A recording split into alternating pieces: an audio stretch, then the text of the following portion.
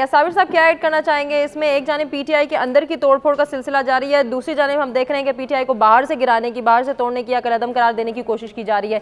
क्या समझते हैं आप, पीटीआई का सियासी मुस्तकबिल क्या होगा और इमरान खान साहब कहाँ स्टैंड करेंगे? देखिए, जहाँ तक तो पीटीआई को बैन करने का ताल्लुक है तो यकीनन मैं ये समझता हूँ कि ये अदालत स्ट्राइक डाउन कर देगी और बैन नहीं होंगे।